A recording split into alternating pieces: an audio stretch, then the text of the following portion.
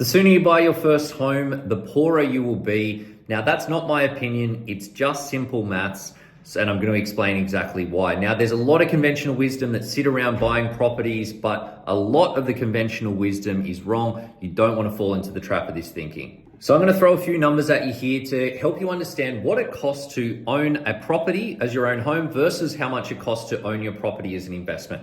I'll start with an investment first, and to make my maths really easy because I'm a little bit lazy, I'm going to use a nice round figure of buying a $1 million investment property. Now, if you're buying a $1 million investment property, you're going to incur property purchase costs, stamp duties, legals, those sorts of things. That works out to be about 5% of the property value. That means the total cost to purchase a property, $1,050,000 to get started. Now, on a $1 million property, looking at the average rental income around the country, the average gross rental income, so total headline rent, is 3.71%. That means on a $1 million property, you're going to get $37,100 in rent every single year.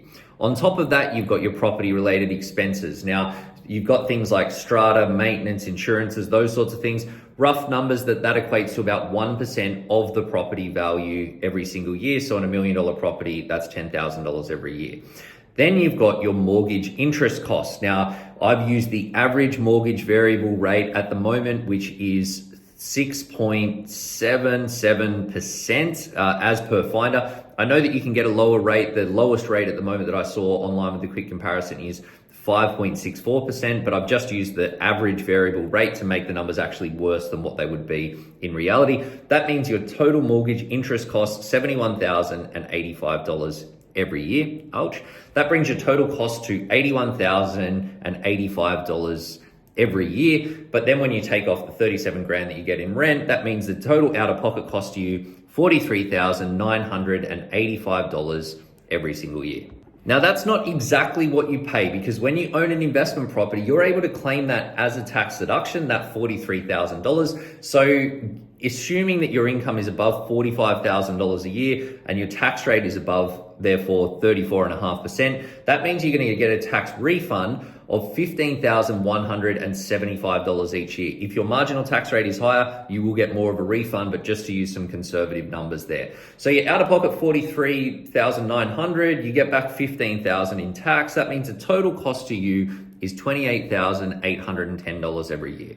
Now, you might be wondering why on earth you would buy an investment property if it's going to cost you $28,000 a year. And the simple answer is because that property is going to increase in value over time, so long as you choose a good one. The long-term growth rate on the Australian property market is 6.3%, meaning your $1 million property should grow by $63,000 every year. So you're paying $28,000 to make $63,000. That's a pretty sweet deal. Now, I hear you asking the next question, which is, where are you going to live? If you buy an investment property, you do still need somewhere to live. So let's assume that you rent the identical property next door, the same property, the same $1 million property, same fixtures and fittings, same comfort levels, etc. You assume that you would then pay the same amount of rent that we've assumed that you would receive in this scenario, $37,000 every single year. I'm going to come back to that number in a sec. All right, so we're getting into the numbers now on your own home scenario. So the same property, if you buy it as your own home, same $1 million purchase price, same 50 grand in cost, same $1,050,000 that you need to make the purchase. You don't receive any income from the property because you live in the property as opposed to renting it out to someone else, but you do have the same costs. You pay $10,000 a year, your 1% for your strata, insurance, maintenance, etc. You've got the same mortgage interest cost, $71,000 a year. That means your total costs are $81,085 every year. There are no tax deductions, so that is the total amount that you pay.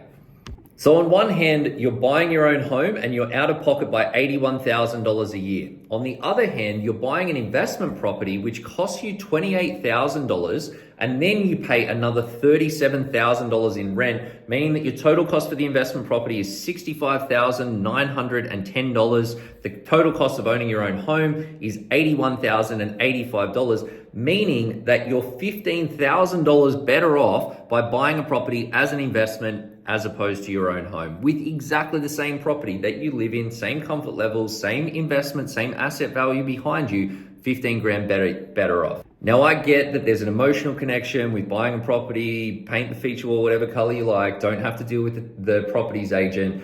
But 15 grand is a fair bit of money. So if you can afford to pay that extra $15,000 in costs and do all the other things that you want to do with your money, all power to you. But if you can't, you might want to think about going the investment property route, harnessing the power of that money to save and invest, pay down your debt faster, and you will get ahead quicker.